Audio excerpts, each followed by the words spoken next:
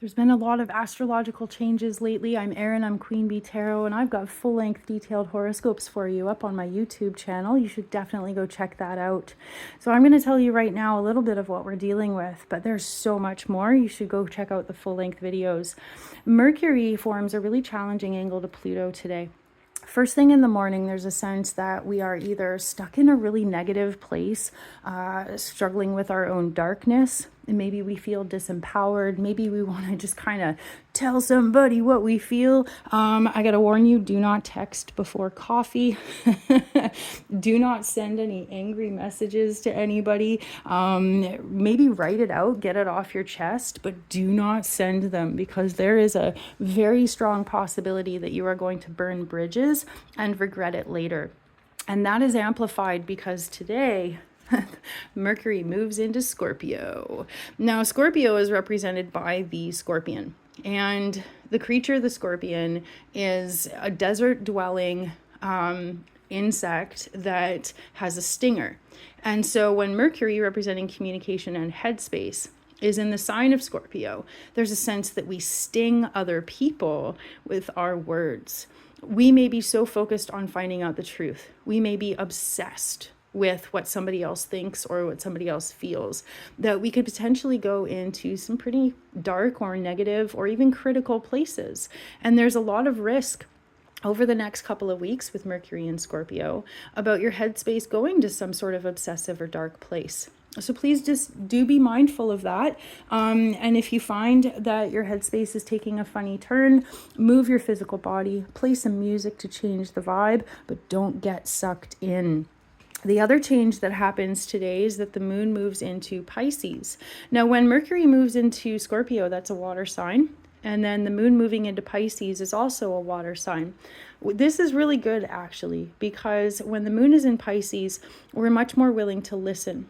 So even though there might be a tendency to attack with our thoughts and words, there's also going to be a nice harmonious balance of, on an emotional level, being curious. And if we can approach any situations in our lives with curiosity, that really opens the door to new information and a higher level of understanding. It's when we come in on the attack that we close doors and lose opportunities for understanding. So as much as you can, open up your heart, have a little bit of empathy for yourself and for anybody else who might be struggling today. And so let's pull a card, shall we? A little bit of a vibe check. Definitely things are changing, but with Pluto having gone direct a couple days ago, we are walking a pathway of empowerment. But Jupiter retrograde right now reminds us that the best way to empower ourselves is to free ourselves inside. So that means free your mind. There's this awesome song from the 70s where it goes, free your mind and your ass will follow. But the rest will follow is the other part of it, right? 9 of Wands today. This is about the wisdom of choosing your battles. This is where we see a warrior who has been through a lot, and they might be bandaged, they might be weary. But the idea is when you've been through enough, you start to learn to control your fire. The best, wisest thing we can do is to learn our triggers and recognize the ways in which we either get caught off guard or start to jump out of our seats with ego.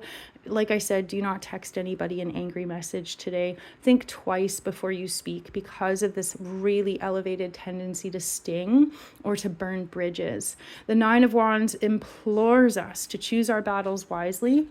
And before you get into any kind of conflict with anyone, ask yourself, what is my ultimate goal? Can I possibly achieve that goal independently without this other person?